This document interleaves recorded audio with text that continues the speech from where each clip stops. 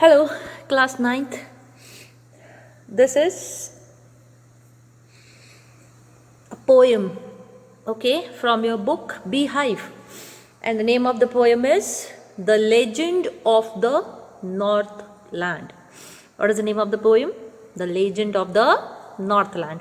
Okay, there are 16 stanzas in this. The poem is a big poem. Fine. You have to just first read the poem, keep the book in hand. Okay. Then I will explain you the poem stanza wise.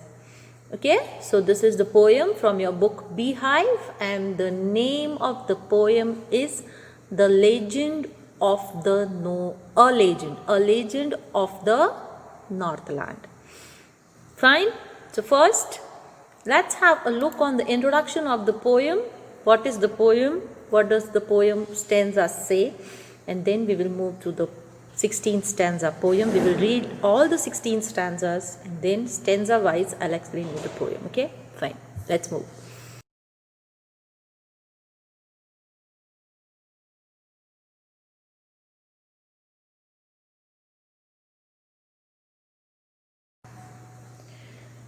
Now this poem, A Legend of the Northland, is a ballad. What is ballad? B-A-L-L-A-D. B-A-L-L-A-D. What is it? Ballad means a long song or a poem that tells us a story. Okay? What is a ballad? Ballad is a ballad. We can say ballad also. Ballad is a long story in a form of a poem, or you can say it is a long poem that tells us a story. Okay? So, A Legend of the Northland is a ballad. And a ballad is the poem narrating a story in short stanzas. Ballad is such kind of a poem which tells a story in short stanzas, and this poem, in the poem, all the stanzas comprise 4 lines. Okay, so whatever stanza we are going to read, all the stanzas will be in 4 lines. In total, there are 16 stanzas in this poem, and these stanzas will tell us a story. Okay, as we will go on reading the story, go on reading the paragraph and stanzas, we will understand. Ballads are a part of folk culture, or you can say popular culture, and are passed on orally from one generation to the next. Means folk culture. What is folk culture? Folk culture is a story of an area, okay, and which is also known as ballad only, you can say. Folk culture comprises of traditional stories which are passed on from one generation to the next generation. Means the story continues and it goes on from one generation to the next. This is the story of a Northland area, the area which is near the North Pole. The story which we are going, the ballad which we are going to read right now. The story which we are going to read.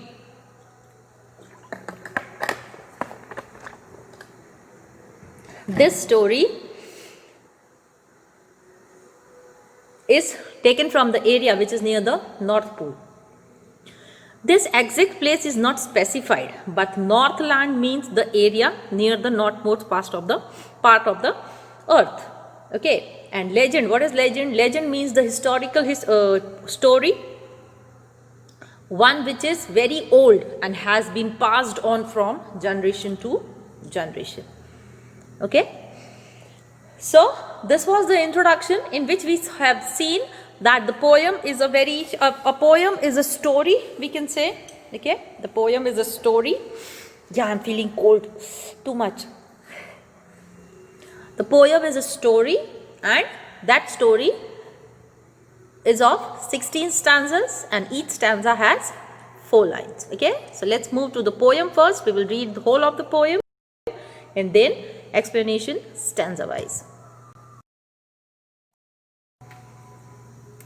A Legend of the Northland. Okay,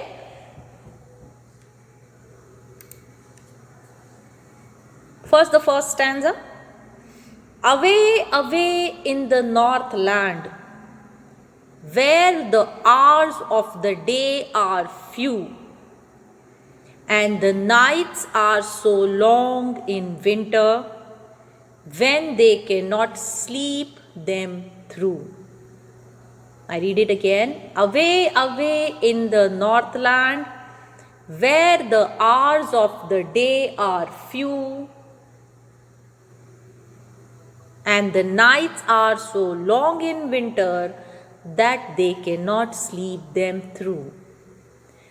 Second stanza. When they harness the swift reindeer to the sledges when it snows, and the children look like bear's cubs in their funny furry clothes. I read the second stanza again. Where they harness the swift reindeers to the sledges when it snows, and the children look like bear cubs in their funny furry clothes. They tell them a curious story. I don't believe it's true, and yet you may learn a lesson if I tell the tale to you. I read the third stanza again. They tell them a curious story. I don't believe it's true, and yet you may learn a lesson if I tell the tale to you. Fourth stanza. Once when the good Saint Peter lived in the world below and walked about it preaching just as he did, you know.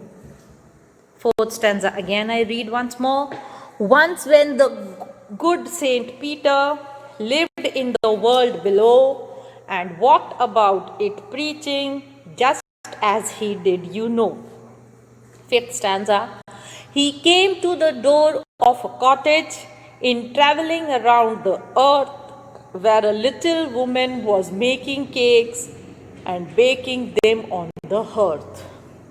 All the meanings which are there here means you are, because the language is a poetic language, I know some of the words may not be easy for you to understand. I'll explain you the meanings also when I'll explain you the stanzas, okay? He came to the door of a cottage in traveling to the earth where a little woman was making cakes and baking them on the hearth. Sixth stanza. And being faint with fasting, for the day was almost done, he asked her from her stores of cakes to give him a single one.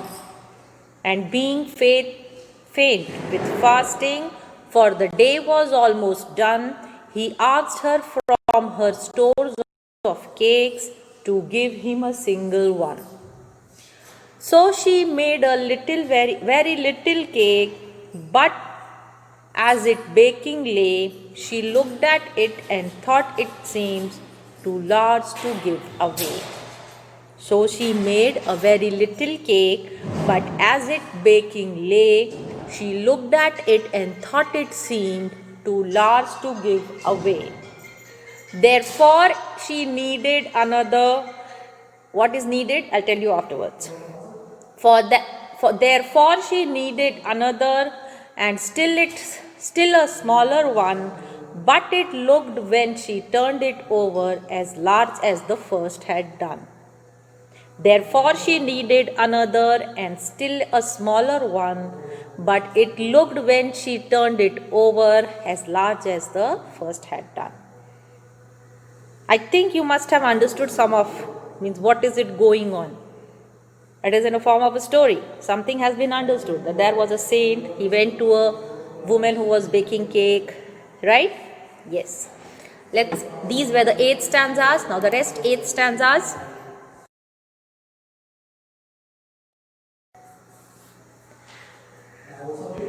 Then she took a tiny scrap of dough and rolled it flat and baked it thin as a wafer, but she couldn't part with that.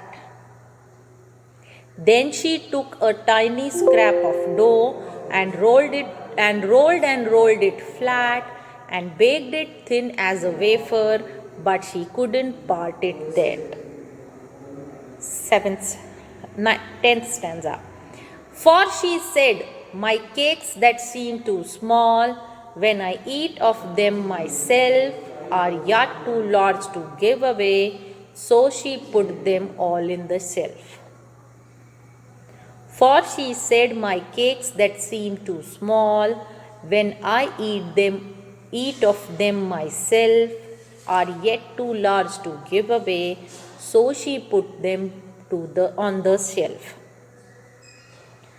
Then good Saint Peter grew angry, for he was hungry and faint, and surely such a woman was enough to provoke a saint.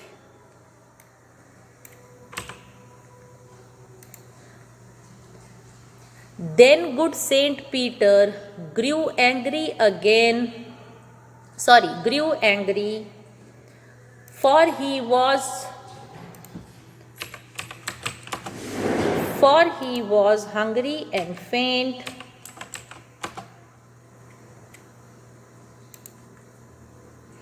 and surely such a woman was enough to provoke a saint. And he said, you are far too selfish.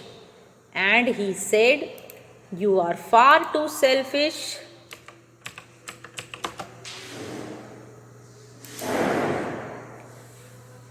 to dwell in a human form. I have both food and shelter, and fire to keep you warm. And he said, you are far too selfish to dwell in a human form, to have both food and shelter, and fire to keep you warm. Moving to the 13th stanza. Now you shall build as a birds do, and shall get your scanty food by boring and boring and boring all day in the hard dry wood. Now you shall build as the birds do, and shall get your scanty food by boring and boring and boring all day in the hard dry wood. Then up she went through the chimney, never speaking a word, and out to the top flew a woodpecker, for she has changed to a bird. Then up she went through the chimney, never speaking a word, and out of the top flew a woodpecker, for she was changed to a bird. She had a scarlet cap on her head, and that was left the same, but all the rest of her clothes were burnt black as a coal in the flame. She had a scarlet cap on her head, and that was left the same, and all the rest of her clothes were burnt black as a coal in the flame. And every country schoolboy had seen her in the wood, where she lives in the trees till this very day, boring and boring for food. And every country schoolboy had seen her in the wood, where she lives in the trees till this very day, boring and boring for food. Okay, so these are all the 16 stanzas which we have read. While reading of all the 16 stanzas, we have little bit understood that what is it and what is it telling us. Okay, it is in a form of a story. Yes, it is telling us a story of Saint Peter. Okay, fine. How did he curse a lady and how did she change into a bird? Everything we have seen. Fine. So further, now let's have the explanation of this poem. Okay.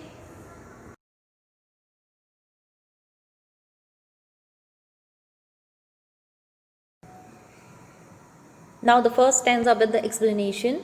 Away, away in the northland, where the hours of the day are few, and the nights are so long in winter, that they cannot sleep them through. Okay? Here it's telling that in the region of the North Pole I told you, North Pole is, you can say, region around the North Pole is Northland, okay? And the duration was of the winter. So the duration of the day, we know that in winter, the days are small and the nights are long. So here the poet is telling us that around the North Pole, okay, the duration of the day is very less, and because its position is such that the sun rays reach for a very less time, okay, and when this area is experiencing winter season, the duration of night is very long and the day's hours are very less, right? And in the fourth stanza, that they cannot sleep them through, here the day refers to the people who live in that region, okay? And the poet also says that the duration of the night is so long that the people, if they sleep also now for the whole night, they cannot get the sleep also, because the sleep is maximum of 6 hours only for everyone, right? But the nights are so long that the people cannot finish that night sleeping through, okay? If they go to bed, take a few hours of sleep, then they again wake up, okay? And it is, when they wake up, it is again still night, so they again have to sleep, but they don't get so much of sleep. And he also wants to emphasize on the fact that the duration of, with this, the line which he is telling that they cannot sleep them through, means they cannot sleep the night through, means here the poet is trying to emphasize that the duration of the night is very long, okay? And that's why the people sleep for few hours, and again when they wake up, it is again night only. The day has not that occurred till yet. Let's move to the second stanza. Here I'll give you some examples, some meanings also, okay, with it continuing. So you have to write that meaning, because in this session I'm not going to give you the word meanings in the last, okay? Because it is a poem, so I have given you the meanings with it, okay? So let's move to the second stanza. Where they harness the swift reindeer, where they harness the swift reindeer to the sledges when it snows, and the children look like bears' cubs in their funny furry clothes. Now, as we have seen, the poet is talking about the Northland, which is in the region in the North Pole, we can take it. And the North Pole is the cool place. It is very cold there, okay? So, the Northland region experiences severe cold conditions. It is snowy area, okay? And there is one animal, the reindeer is the animal which is most of found in the polar regions, okay? So what do people do? Because there is totally snowfall in the winter and there is snow everywhere, so it is not easy for the people to walk, you can say this way. So what do the people do? People tie the reindeers to sledges, harness. What is harness? Harness means to tie the reindeer with a rope to the sledge, so that it can be used for transportation. Transportation means, as I told you, that in winter there is too much of snowfall in the North Pole region or in the Northland region, and that's why after the snowfall it is not that much easy to walk. So what do the people living in the Northland region do? They use sledges tied with reindeers, okay? What is sledges? Sledges is a vehicle on runners where conveying loads or passengers over snow or ice, and often it is been pulled by draught animals, okay? So what do the people living in the Northland region do? The people living in the Northland region use reindeers tied with sledges for transportation, okay? And here the poet also adds that the children The children look like young ones of the baby cubs. Why? Why? Because they wear the furry clothes. Okay, they wear the furry clothes. So that's why they look like the cub of the bear. Okay, because they wear funny looking clothes made of fur, which is like the furry skin of the bear. That's why the poet is telling here that the people living in the Northland use sledges tied with reindeers because it is a snowy area, and yes, the children there look like bear's cub. Bear cub means bear's young ones. It's called cubs. Okay. So the children living in that region look like bear cubs because they wear funny clothes which make them look like furry skin of a bear. Fine. What is sledges? I have told you it is a vehicle which is used in the snowy areas. Harness means to tie the reindeers to the sledge, and swift. Swift means something which runs very fast. Okay, let's move to the third stanza.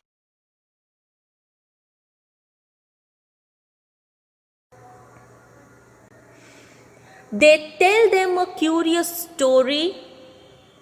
I don't believe it's true, and yet you may learn a lesson if I tell the tale to you.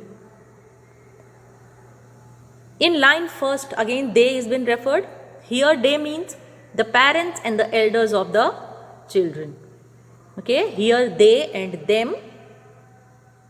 They is referred to the parents or the elders, and them is referred to the children. Okay.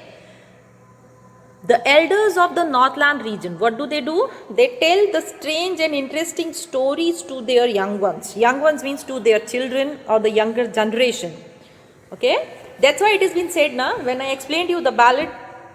What is ballad? The ballad is a story which continues generation by generation. Generation to generation means the old generation continues to tell the story to the new generation.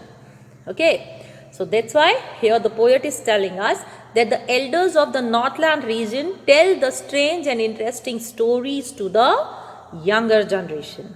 The poet also says that he doesn't think that the story is true, but if he tells the story to the reader, maybe the reader could learn a lesson from it. Whatever story is being told in ballad, it's not necessary that it would be true. But why do the poet wants us to read the story or wants us to learn the story? So that we could learn something learn some lesson from it.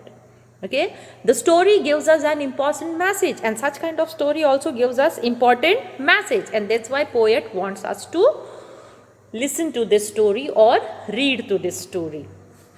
Okay, what is curious? Curious story. Curious story means strange story. Okay, the poet here is telling us a strange story which will tell us some moral, you can say, or from which we are going to learn some lesson. Fine. Let's move to the fourth stanza.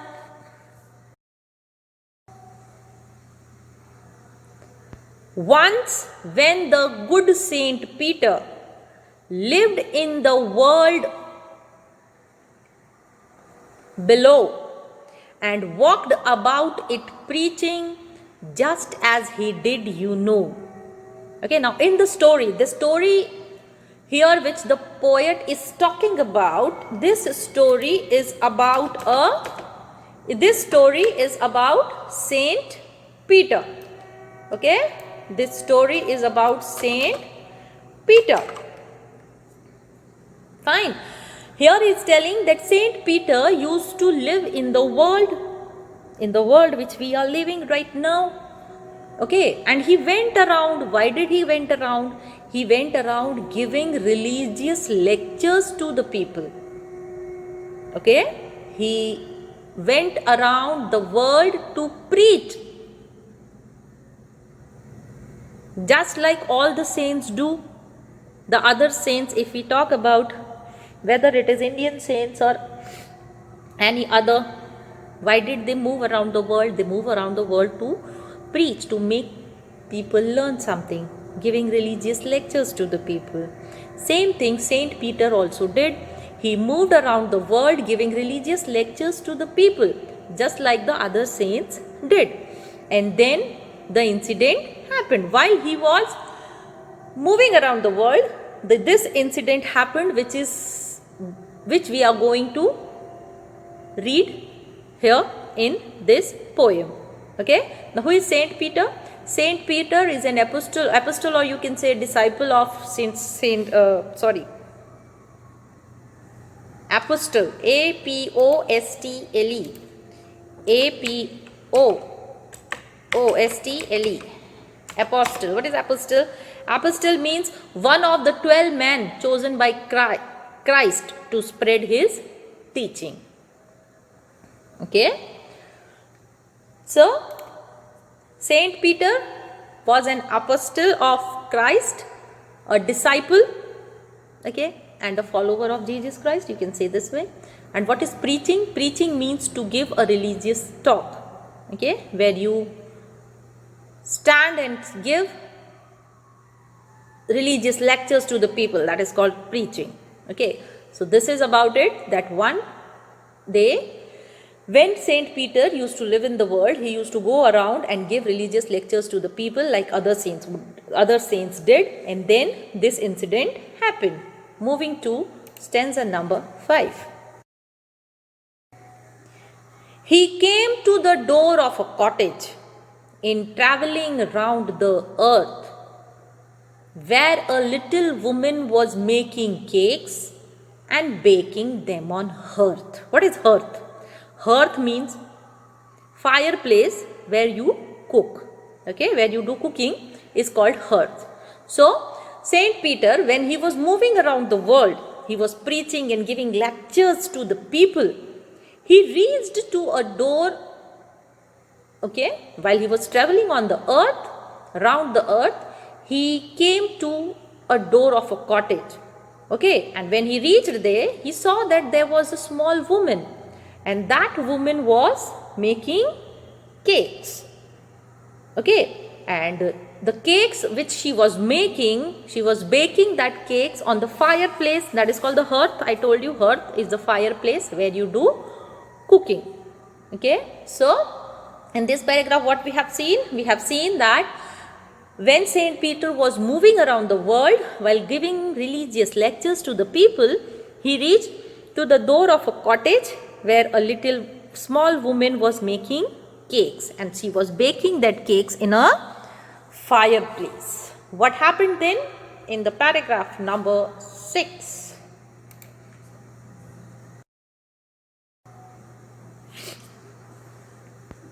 And being faint with fasting,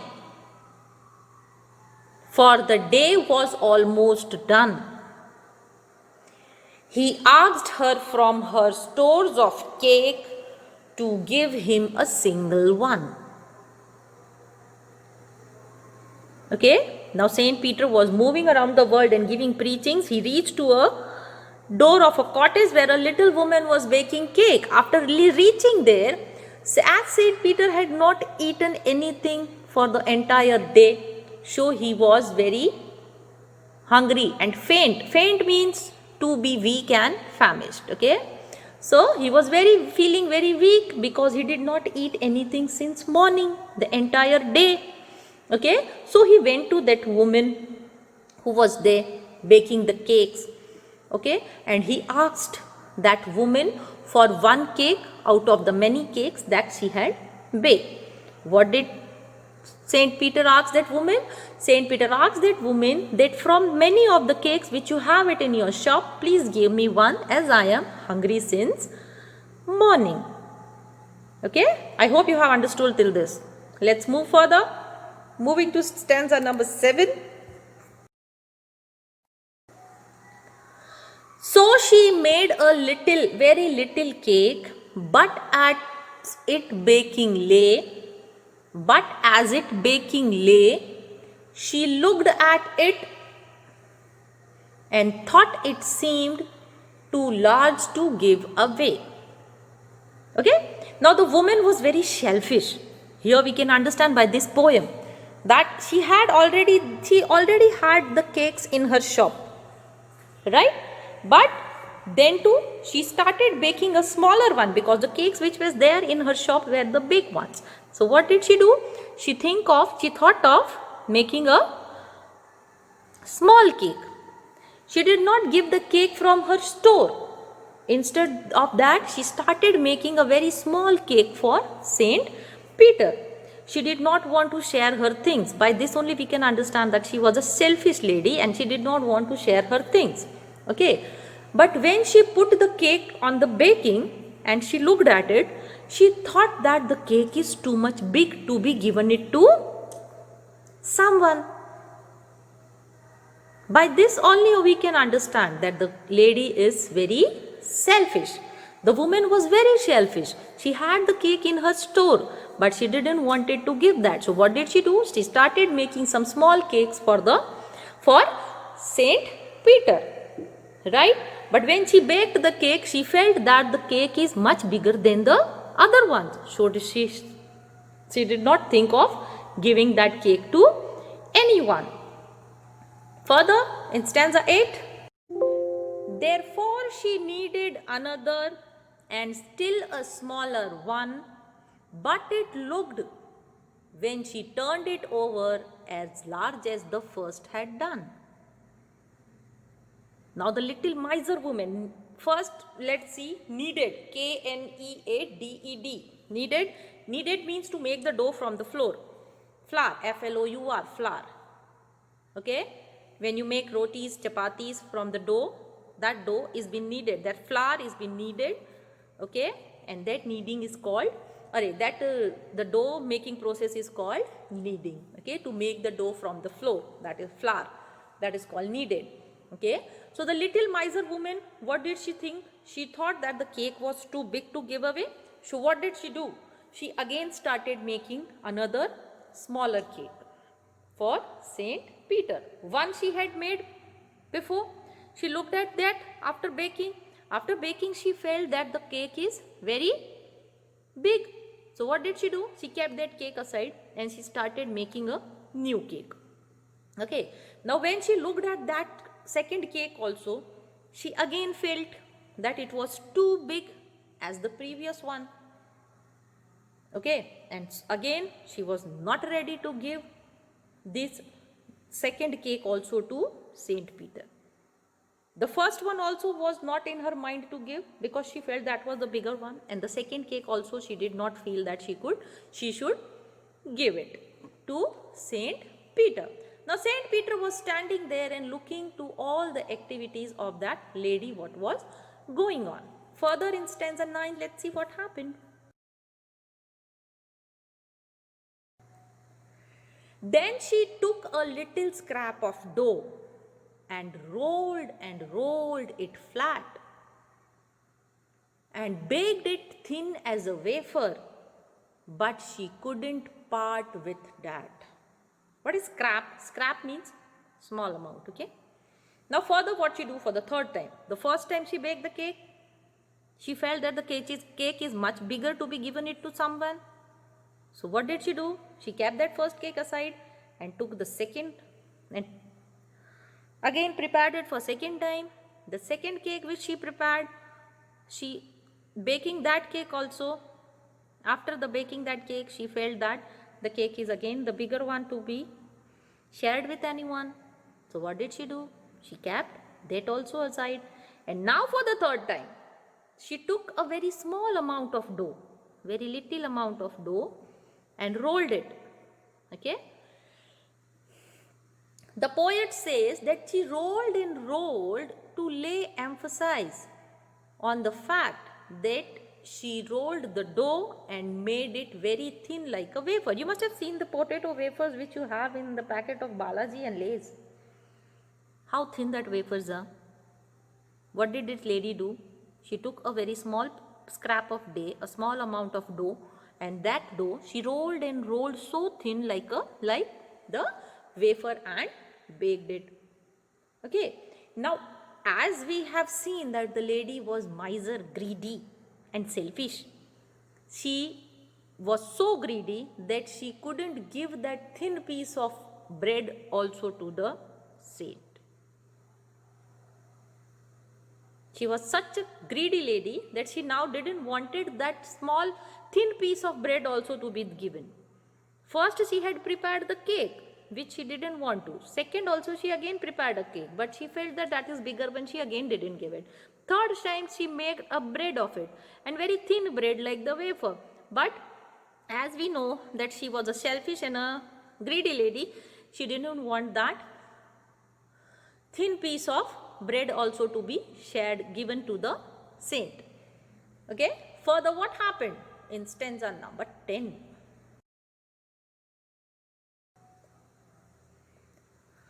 For she said, my cakes that seem too small, when I eat of them, or when I eat of them myself, are yet too large to give away. So she put them all the shelf. Okay, now what reason did that greedy lady give? She said that when she ate the cakes, she felt that they were too small. Okay, but if she had to give them to someone, she felt that they were too big to be given away. What explain did she give? She said that the cakes which, when I sit and eat that cakes, I feel that the cakes are very small. But when I try to give it to someone, I feel that the cakes are very big. She felt that they are too big to be given away. So she put all the cakes on the shelf of her kitchen and did not give any of the cakes to Saint Peter. Now Saint Peter had asked her for a cake, right? She prepared first cake, second cake, then a thin bread. But she was a very greedy lady. She didn't wanted it. So what did she say? That when she ate the cake, she felt that they were very small. But if she had to give them to someone, she felt that they were very big to be given away. So what did she do? She gathered all the cake, put it on the shelf of her kitchen, and did not give any of the cake to Saint Peter. What happened with this? Stanza number 11. Then good Saint Peter grew angry. Then good Saint Peter grew angry, for he was hungry and faint. And surely such a woman was enough to provoke a saint. What is a provoke? P-R-O-V-O-K-E, provoke. Provoke means a cause to get angry. Okay? What is poet trying to say in this stanza? He is telling that Saint Peter became very angry with this kind of deed of the woman. Okay? Because he was very hungry, faint. Faint means feeling weak. And due to that hungerness, he was also feeling weak, and the selfish lady was not ready to give him anything to eat, even a cake, a small cake which she had with her, but she was not ready to share with anyone. So with all these things, Saint Peter got very angry, and this behavior of the greedy woman was enough to bring anger to the saint, and this behavior of the greedy woman angered the saint. So what did Saint Peter do after that? What did Saint Peter do? Let's see in stanza number 12. Then he said, you are far too selfish to dwell in a human form and to have both food and shelter and fire to keep you warm. The lady had all the things with her. She had all the facilities, we can say. She had a house, she had food, she had shelter, and though it was winter there, she had fire also to keep herself warm. What is dwell? D-W-E-L-L. Dwell means to live. So what did Saint Peter do? Saint Peter now cursed her and said that she was very selfish. As she was very selfish, she did not deserve to live like a human being. Okay? As a human being, you should be very kind to everyone, though it is animals, though it is poor, anyone. Okay, but here the lady was not at all kind. She was very selfish. So what did Saint Peter do? Saint Peter cursed her and said that she was very selfish and so she does not deserve to live like a human being. And he also added that God had given her food, shelter, fire to keep warm, but she had become selfish because she had got all the resources. Because God had given her all the facilities, she was not understanding the problem, you can say here, of other people. Okay, and she did not want to share them with anyone, the one things which she had with her. So that's why what did Saint Peter do? Saint Peter cursed her and said that you are selfish and you do not deserve to live like a woman, because the things you have you don't want to share it with anyone. Let's see in stanza number 13. Now you shall build as the birds do, and shall get your scanty food by boring and boring and boring all the day in the hard dry wood. Now Saint Peter cursed the woman. We have seen that he told the woman that you are selfish and so you do not deserve to live like a human being. So Saint Peter cursed the woman that hence she would become a bird because she did not deserve a human form. She shall become a bird, and just like birds she will build houses by boring into the wood, as the woodpeckers do. Have you seen the woodpeckers?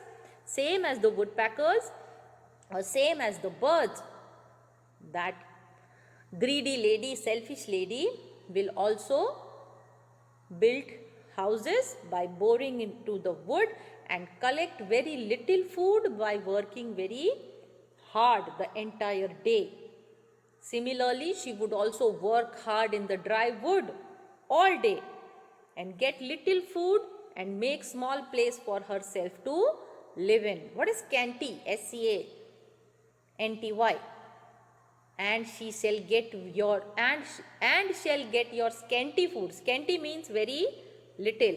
Okay, by boring and boring and boring means making a hole in something with a tool or by digging. You must have seen the woodpeckers, okay, poking their beaks in the trunk of the trees, right? So here in this stanza we have seen that Saint Peter cursed the woman that she did not deserve the form of a human being, so she will become a bird, and like the birds she will build the house by boring into the wood and collect very little food by working hard the entire day. Okay, moving to stanza number 14, what happened further?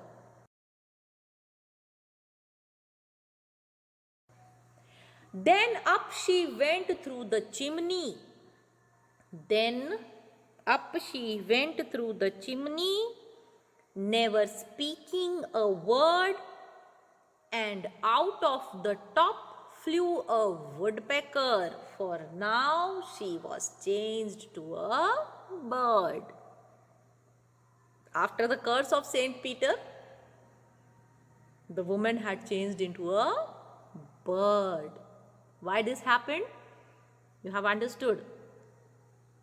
Till stanza number 13, you must have understood. Why did the woman become a bird? Because she was selfish. She didn't want it to help someone. She wanted to keep everything by herself. God had given her everything, but she didn't want it to share that. So that's why Saint Peter cursed her. And as soon as Saint Peter cursed the woman, she did not get a chance to speak also. Okay, she did not want to get a chance to speak for herself, because that very moment She flew to the top through the chimney and flew in the form of a bird. And Saint Peter's curse had converted the woman into a bird. Understood? I'll make you explain again. After Saint Peter had cursed that woman, the woman did not even get a chance to speak for herself. That she had to confess also, you can say here. But the moment Saint Peter cursed her, she flew through the chimney out in the form of a bird. Okay? Because Saint Peter's curse had converted the woman into a bird. Okay? Moving to stanza number 15. What happened?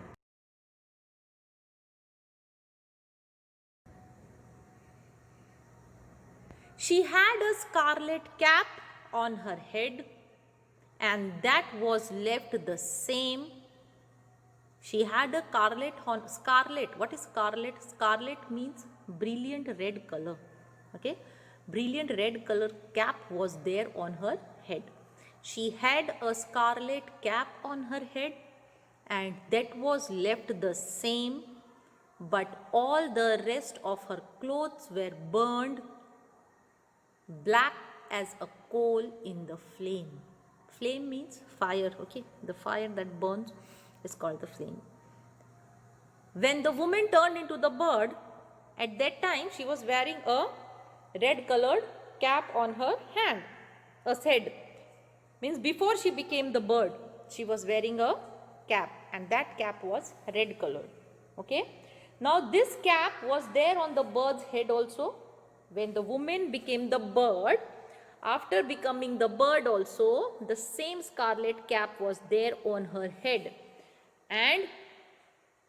But the remaining clothes which the woman was wearing while making the cake had all burned, and they had turned into the coal. You know the coal which is used to make fire, which is used to burn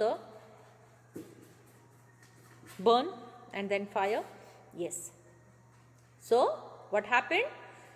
The woman turned into the bird, and when she turned into the bird, she was wearing the same cap when she was a woman. Okay, and that cap was also there on the bird's head, but the rest of the clothes which the woman had worn, that clothes turned black in the color just like a coal. It became black as the coal. You must have seen the coal, koila, you say in Hindi. Again, moving to the last stanza. What happened after that? 16th stanza.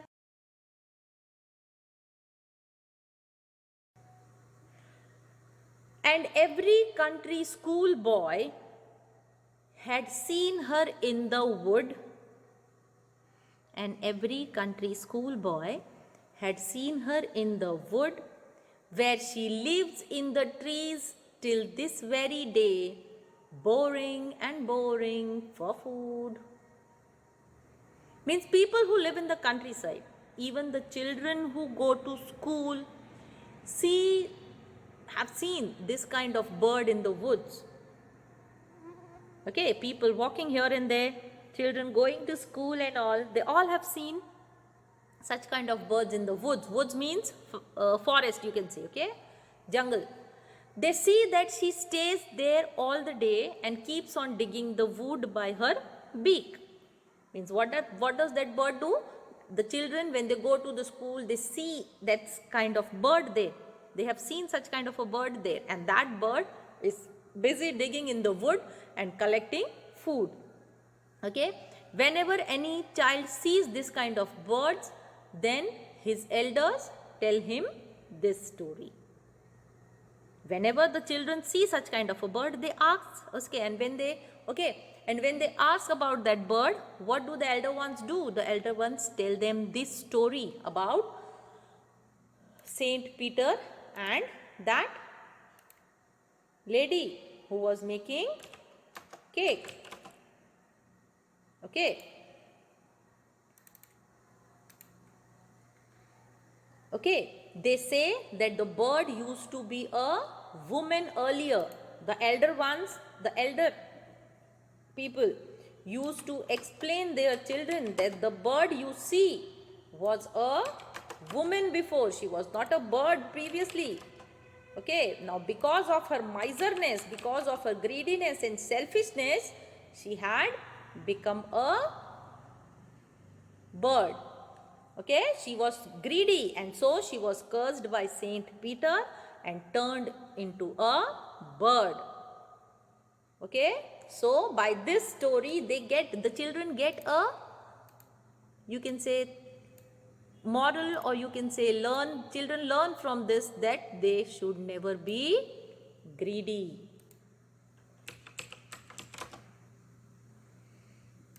Okay, I have explained you the poem stanza wise. First, in the last, let us look at the small summary of it with all of the 16 stanzas together. Let us read it or learn it in a form of a story now. Okay, come.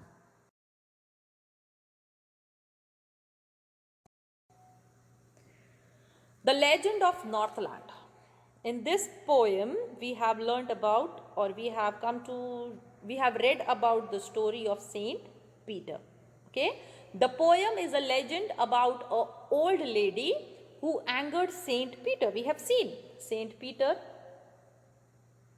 and because of her greed, who angered Saint Peter because of her greed.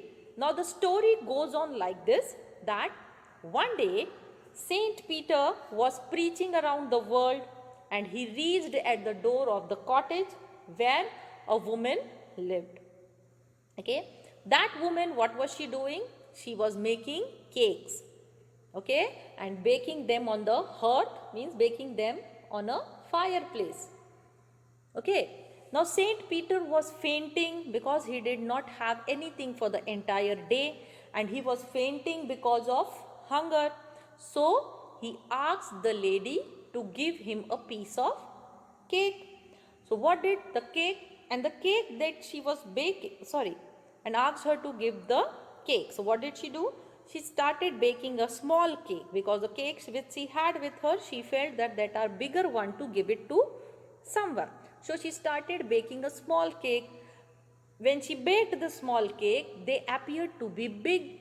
So she did not want to give that cake to Saint Peter. So she started baking a second cake, smaller again. But what happened?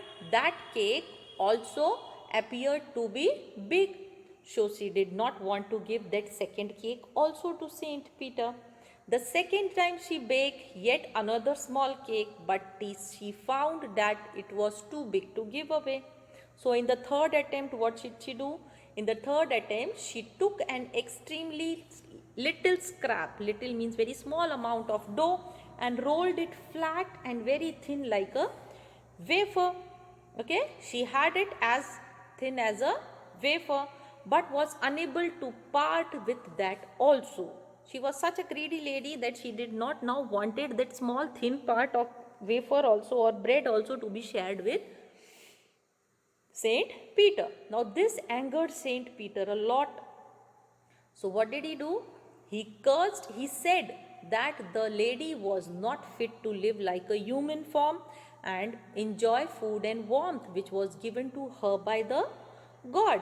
So he cursed her and transformed her into the woodpecker bird, who had to bore it hard, dry wood to get its scanty food.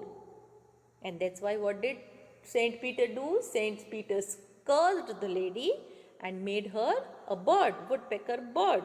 And she is also, and after that she could be seen by the children and the people in the forest all day, boring for food. Okay, so what did we learn from this poem? From this poem we have learned that never be selfish or greedy. Try to share whatever you have. Okay, till your extensity. Not everything.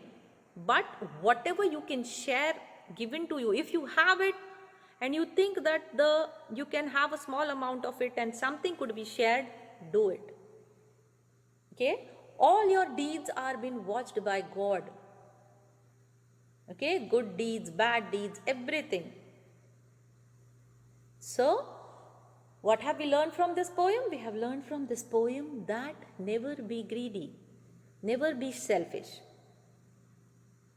Okay, the one main thing you are going to do, all the word meanings which are there, you have to note down that only the word meanings, and in the last, the summary which is there, the legend of Northland summary, note down that too.